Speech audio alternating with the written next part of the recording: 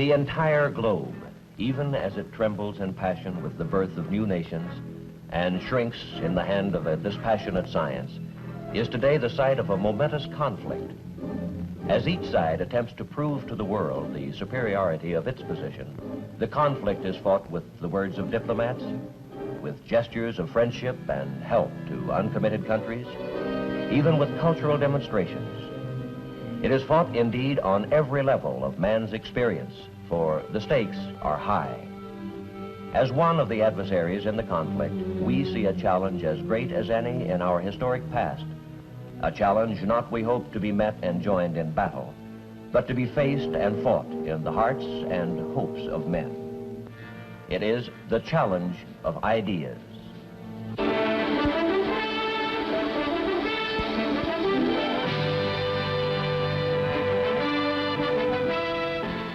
I am Edward R. Murrow. For a little while, I would like to review with you the great conflict of our times, one which demands and must get the attention and the involvement of each one of us. This conflict is the reason why most of you are in uniform, and some of you will be going overseas, servicemen, families of servicemen, and civilians working for the Department of Defense. Because of this conflict, many of you are already abroad. More than 1 million Americans in 91 foreign countries. First and foremost, of course, Americans are overseas to help preserve the peace. By maintaining an alert readiness to meet the threat of aggression, America's armed forces, in concert with those of its allies, are serving as a deterrent to war. Some of you may wonder how directly involved in the contest you are, or will be. Perhaps your active duty is behind you, or soon will be, and with it, you may believe your involvement in the contest ends. But the truth is that involvement in this conflict is far-ranging indeed. It touches not only members of the armed forces and their families, but everyone who supports the mission of the armed forces, every defense worker, every taxpayer who foots the bill, who in fact is not involved. And the conflict itself, how can it be defined? Well, let's look at it this way. The communist bloc would like to see the entire world under communist domination. Over the years, as the strength and determination of the free world has gradually convinced communist leaders that aggressive war would be a reckless and costly gamble, they have begun to talk more and more about their ability to win from us in the arena of ideas. This, of course, is fine with us, for we are a people with a traditionally great faith in our ideas, the ideas that have moved mountains and created wealth and shaped us as free men. And we are confident that history can do no other than award us the victory in any contest in which ideas are the weapons. But I would like to say this: confidence by itself without effort does not win contests. Victory in this conflict depends on much, much more than confidence. It is a contest unlike any we have ever faced in our history as a nation. It is total competition with an antagonist who is putting into it everything within his capability. It is not a conflict between peoples, but between basic values and systems of government, between the principles of life each believes in. When we talk of these conflicting values, we are obliged to speak of that special quality which we call, for want of a better phrase, individual liberty. And when we talk of this liberty in America, we talk with many voices, for we are a diverse nation, and there are perhaps as many concepts of what America is as there are people among us. But although we look at America through different eyes, there are many insights into the essence of our moving and growing nation that we share.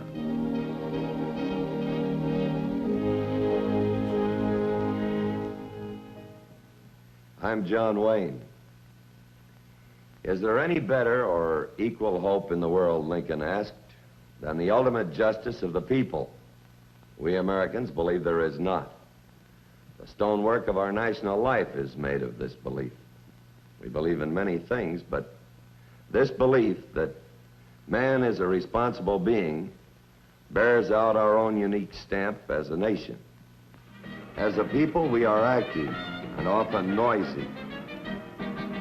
We are industrious, oftentimes to the bafflement of ourselves and our friends. We relax as hard as we work.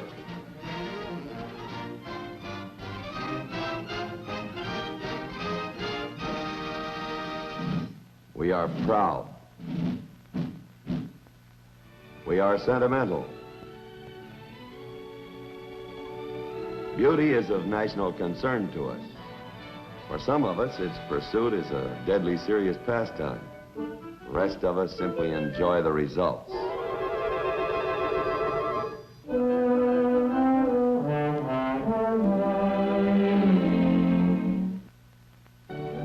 Some of our national spirit shows up in the monuments we erect, the large ones and the small ones. It rings through the music which animates us. Attaboy, Homer, swing it! Jack jumps out and leads to the fourth, four hands out in the circle, swing the opposite way, and you keep the gal behind.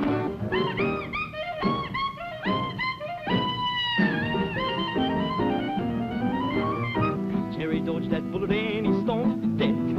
Stomped my balls till I wanted to scream. Should have killed him 'cause he's so down mean. We're gonna rock around the clock tonight. Rock, rock, rock to broad daylight. We're gonna rock around the clock tonight. My eyes have seen the glory of the coming of the Lord. He is traveling out the village where the grapes of wrath are stored.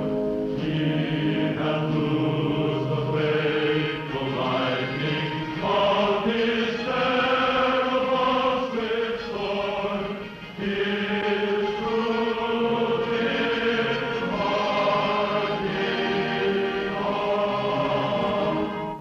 We have, on occasion, some difference of feeling. At other times, we are united. We are all these things and many more, but above everything else, we are free. We believe in the ultimate justice which we as free men can create. Our heritage of freedom is our most priceless possession. Men before us have died to keep it alive, and men in our times have done the same. But although men have died to preserve it, and may die again, the glory of this heritage is the vision of life that it has given us. A life of dignity and nobility of spirit, such as men have never before been enriched by in the long march through the history they have recorded. There is a phrase which recurs in our national documents, the literature of our story as a people, which points to the source of our belief in individual freedom, and defines perhaps better than any other the nub of the conflict between the opposing systems of values which sweep the world today. That phrase is, "This nation under God." That phrase and others like it set the standard of our concept of man. As a creature of God, man is a being with dignity and conscience, with the ability to determine right from wrong and the obligation to act on that right. From this belief in man as a responsible being flow the beliefs in his other qualifications which we accept, usually even without bothering to think about them, as parts of that vague condition which we call the American way. His ability, indeed his right to explore the truth in all things, his ability to govern himself, and his ability to handle his own economic problems.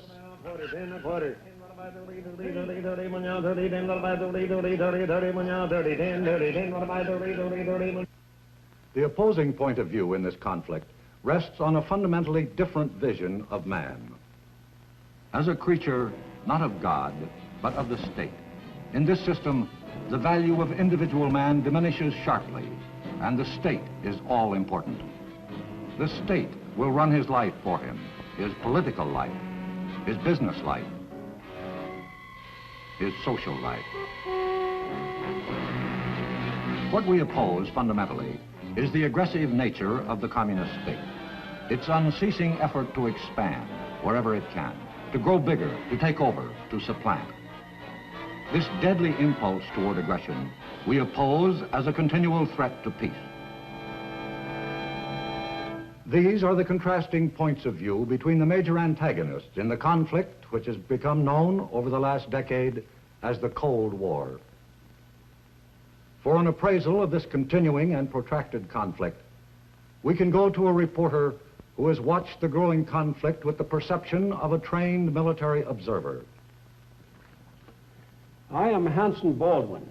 I have here the policy statements of each of our services on the contest we're engaged in with the communists. What they boil down to is this. It is a contest for the minds and hearts of people around the world, all people. The areas in white on this map represent the part of the world composed of ourselves and those who share our beliefs. The communists seek constantly to win an advantage in the minds of the people here and to separate us. The black portion of the map is the communist-dominated part of the world controlled by the Soviet Union and the Chinese Communist regime. And of tremendous importance is that part of the world which is attached to neither camp, the uncommitted nations of the world, represented in gray on the map. For the most part, these nations are absorbed with their own problems. Either they are newly independent after years of domination by a foreign power, or they are still seeking independence. A strong tide of nationalism sweeps over this part of the world, and with it, a mistrust of anything they feel is associated with the old ways of colonialism. They are not committed to either side in the conflict. Our own policy toward them has been one strictly of watchful, non-intrusive friendship, giving help when help is asked for, but otherwise keeping hands off their internal affairs. The communists have been more direct. Their local party members have not hesitated to exploit to their own advantage the passions that smolder in these new states and to identify themselves in the minds of the people there whenever possible with anti-colonialism and us with its opposite. It is part of their worldwide technique. How do our military services adapt themselves to this conflict in which perhaps no gun may be fired?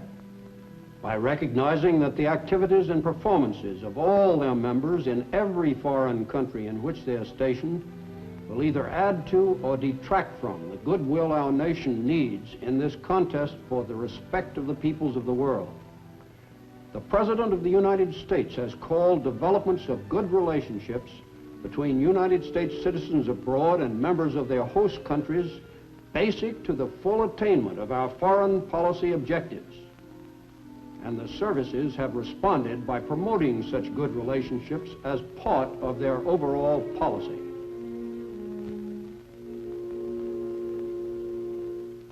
The communists initiated the Cold War for the same reason they would have started a hot war had that been feasible, or would now, should they ever decide that the free world was weak enough for them to risk it. Whatever the degree of tension they create, it is a substitute for hot war, another means of achieving their end. And their end, of course, is world conquest, short of war if possible. World conquest by actions short of war. Actions that are political, economic, and ideological. How do the communists apply these three methods?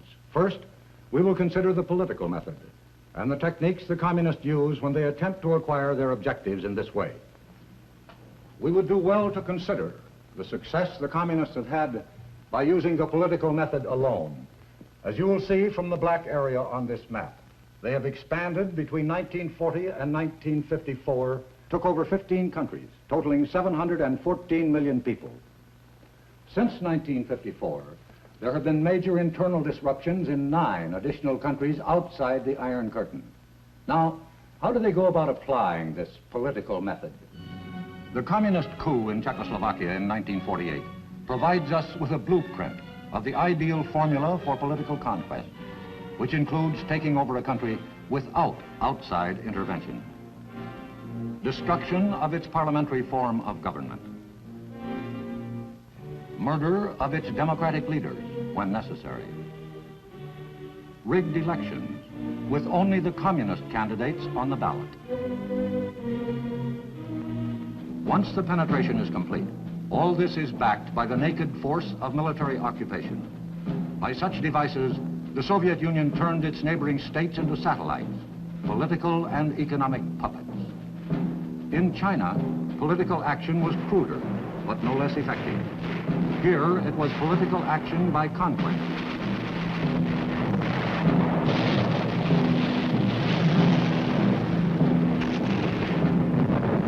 And so overwhelming has this political conquest been that the communists have been able to propel Red China to a position of major influence in the Eastern world. The political force method includes the suppression of freedom in a country already under communist control without outside interference. Inside the Iron Curtain, there were revolutions without help from the outside. In East Germany in 1953, Poland in 1956, Hungary in the same year, and Tibet in 1959, all of them brutally suppressed. And finally, there is the International Communist Party, dedicated to the subversion and overthrow of every still free government.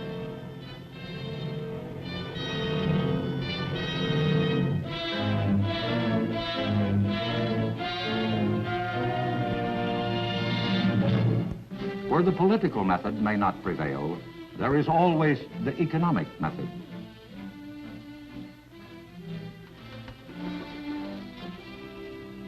I'm Frank McGee. Let's consider for a moment this matter of the communist use of economic methods to achieve conquest and how it's done. The present masters of the Soviet Union have said to us, peaceful coexistence until we bury you. They propose to officiate at our interment by catching up with us industrially and then surpassing us. They're working hard at it. Today, the 200 million inhabitants of the Soviet state bend their backs and their talents to the Kremlin's will. And Sputnik and Sputnik's successors have proved conclusively enough the USSR's proficiency in the area of technical ability. Throughout the vast stretches of this empire, you find new industrial cities, plants, assembly lines, the most modern equipment. Soviet products of every description awaiting delivery and reaching industrially backward areas of the non-communist world. Teams of Russian technicians are available to operate this machine. This is economic penetration, paving the way for political takeover. The hand of Soviet friendship, which usually precedes an attempt at economic penetration, has been reaching into every part of the world which shows the slightest inclination to receive it. Recently, we've seen it extend into our own hemisphere, into turbulent Cuba, where it was embraced as a triumph of Soviet policy. A few statistics will demonstrate how serious this threat is becoming to the free world. Of the entire annual Soviet economic capability, their gross national product, 70%, or it may run as high as 80%, is devoted to the area of heavy industry. The U.S. and free world share of gross national product devoted to the same area is certainly not much more than 20%. In terms of volume applied to this area of gross national product, the Soviet Union is beginning to surge ahead. Finally, the communists attempt ideological penetration. Perhaps their strongest efforts go into this kind of penetration into the free world. Before we talk about ideological penetration itself, let's take a look at the reasons why this form of penetration is so important to the communists. For one thing, communist aggression has alarmed many free nations and produced their united will to resist. These nations have implemented their will to resist all other forms of Soviet penetration through a number of trade agreements.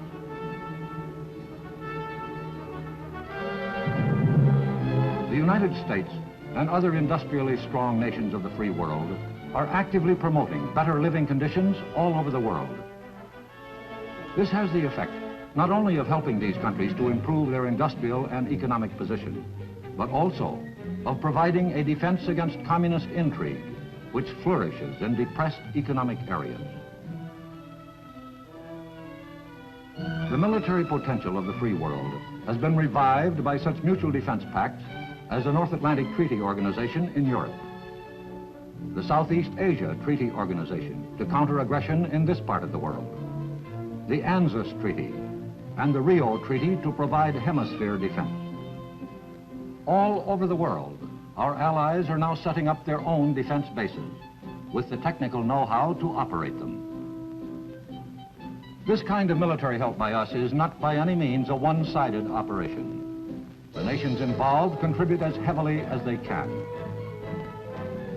No less valuable are the morale and friendly relations being generated between servicemen of all the participating countries in joint training programs, demonstrating their respective skills to each other. They crossed the language barrier to comradeship. This banding together by nations with a common purpose has produced strength not only in the military and economic field, but in the realm of moral and spiritual values as well. At a meeting of the NATO Atlantic Congress in 1959, a statement was adopted which called attention to the moral unity binding the member nations. This document recognizes respect for human dignity as the inalienable basis of civilization. Among the fundamental rights of man specifically named are respect for the sanctity of human life,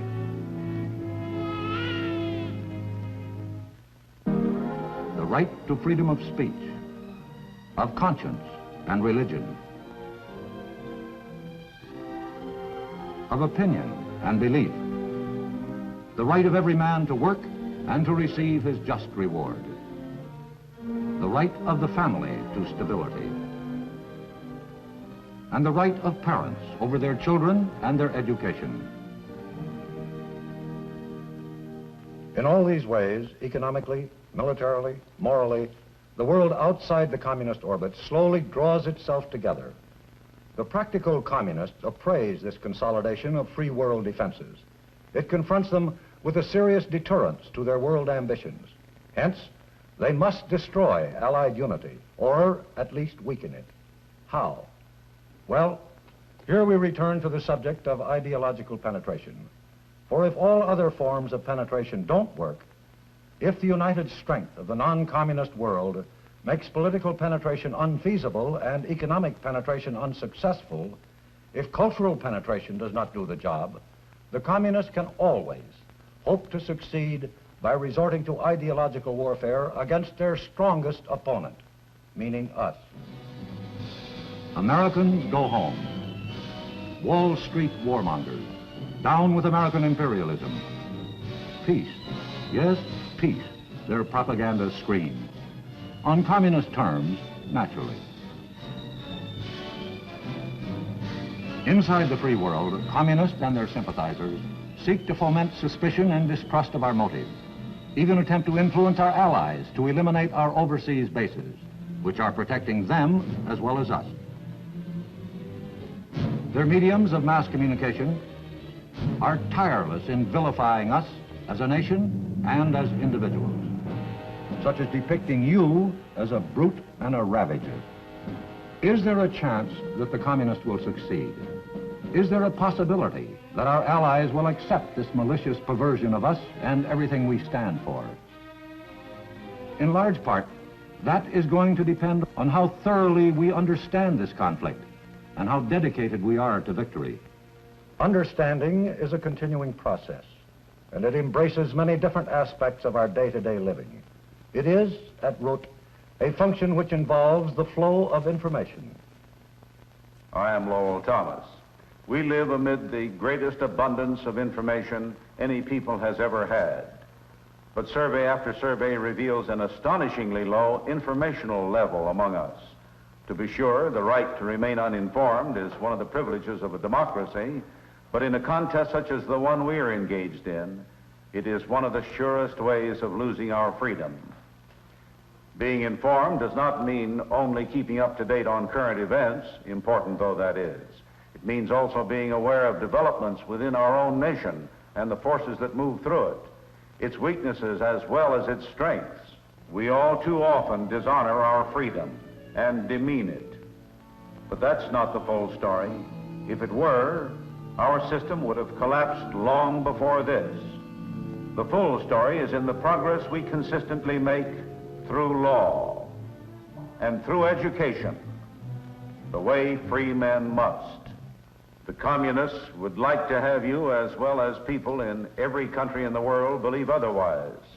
And once they have succeeded in letting the idea take root that our deficiencies are our chief characteristics, once they have managed to erode our faith in ourselves at least a little, that much of the battle is lost.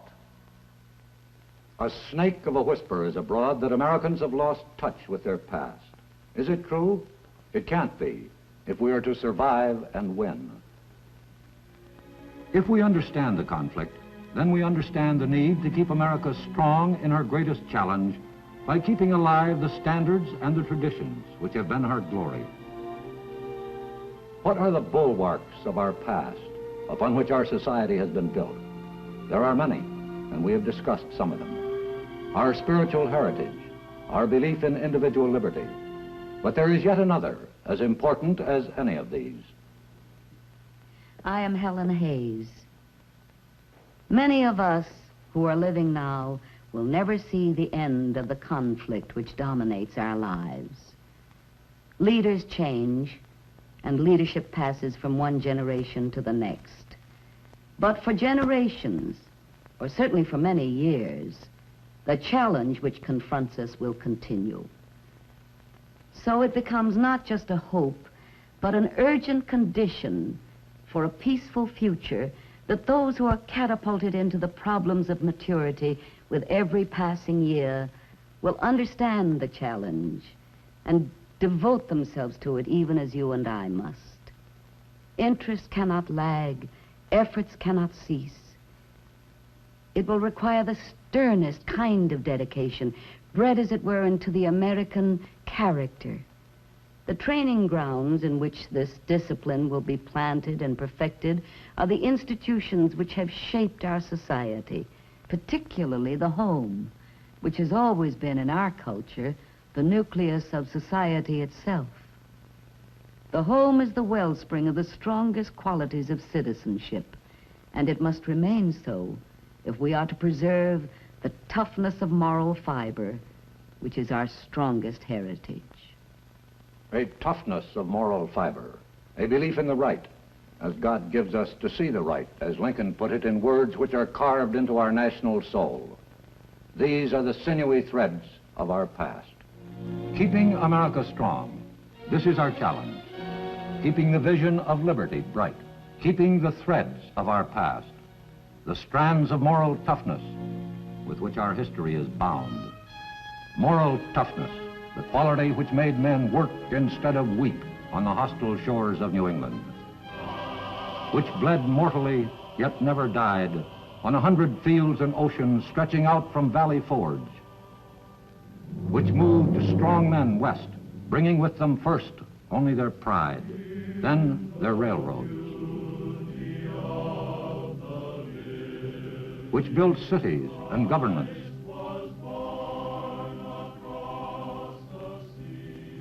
and created wealth, and above all, made freedom the birthright of every man. That quality must still live within us, for without it, we are surely lost. And it will live, so long as we keep faith in our future and faith in our past. This is the challenge, as compelling, as severe, as crucial as Americans in any age have ever faced.